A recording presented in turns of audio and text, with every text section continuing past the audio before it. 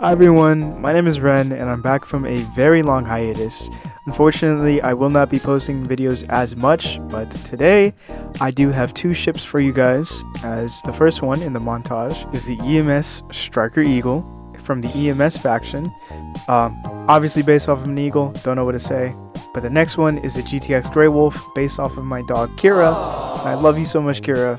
But anyways, getting on to the video. Wait, hold on, bruh. Wait a minute. Disclaimer, huge disclaimer. You need these mods in order for it to work. Anyways, Steam and Rails, Factory Must Grow, Synaxis, Drive-by-Wire, Create Design, Deco, Dream and Desires, Lift and Load, and finally, Aeronautics Space War. And one last thing before we get on, do not rotate your schematics at all costs. I know you want to touch the button, but don't press that button, okay?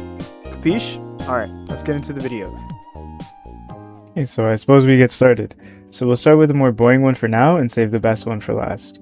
So we'll start with the GTX Greywolf. Oh, those are springs. The items that we're going to be using are in this chest. All you need is a P2P connector, a cable, specifically for this one, but most of the builds will also use a cable. And this is optional, a blitz cake. It's not needed. And what we're going to do with this P2P connector is we're actually going to right click the computer and click the seat with it. So you see there's a link right there. So you can tell there's a link because there's something connecting the both to it. This computer, however, does not work. The creative one only works for now. I'm not sure if there's any plans to update this, but as of my version right now, it doesn't work. So use the creative one. Hey man, it doesn't hurt to cheat it in if you're playing in survival. This is already honey glued.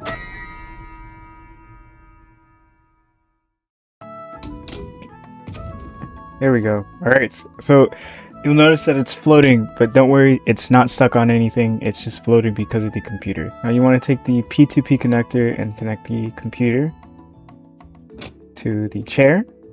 Again, like I just showed you. And that's it. That's pretty much it. Now, this one does have a little gimmick.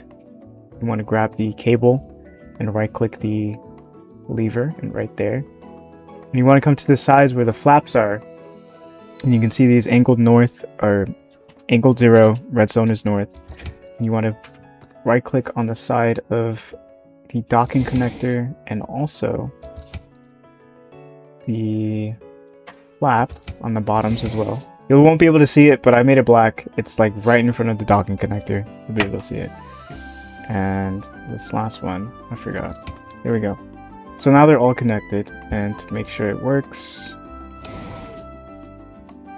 Oh, I forgot to assemble them. So you want to go to the flaps, and you want to go ahead and assemble them so that they work. Just like so. And one more test to see if it works. Nice. To control this, keep in mind I do have custom settings. You can press R in your mod pack to change the settings. Here's what mines look like.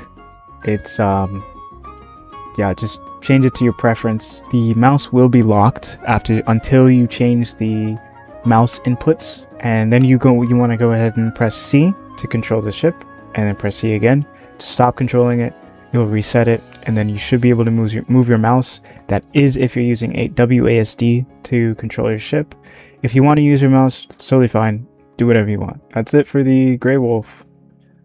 I guess we can get started for the, I forgot what the other one was called. Alright, so this next one is pretty much the exact same thing, except you don't need the cable for it, but this one's a lot more simple. So now for this, actually you just want to go to the flaps and press assemble on all of them.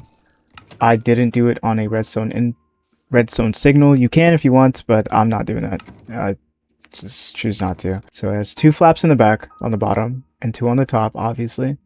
But there's two on the underside of the wings. I'm gonna flip these down or assemble those. Oh, that's weird.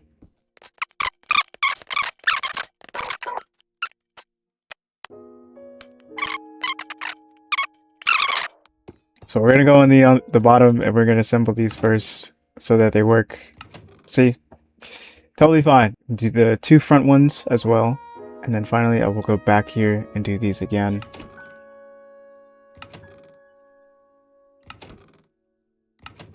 Okay, and that's literally it. That's actually the entire ship.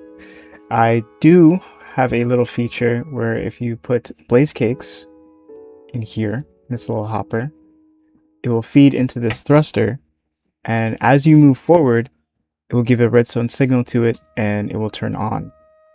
Too lazy to get in, but there you go. It's on. There you go. That's for your visual proof. And the computer is right here. Take the P2P connector, right click that, and right click the seat, and that's it. Now I do have a custom settings for this one, and I'll show you how to use custom settings for the ships for aeronautics space war. So first you would need a monitor, and you want to connect this with a P2P connector as well. I just put it away. Wow. Same thing. Click the computer and then click the monitor, and now you'll be brought to this screen. You want to go to spaceship's parameters, and then I turn the forward. The only thing that I turn is a forward all the way to 3. Actually, I do like, I think 2.5, 2.80, something around there. Yeah, that's good enough. And that allows me to fly faster than the speed of sound and break the sound barrier in this thing. Visual proof for people who have ADHD. Okay, let me know. As you see it, and then increase my speed, boom, sound barrier broken. Yeah, that's just the ships for now. I will be posting more. I have a whole lot more ships. I just don't have the time to get to them, but in time I will get to them. So thank you for watching, and I'll see you in the next one. Bye.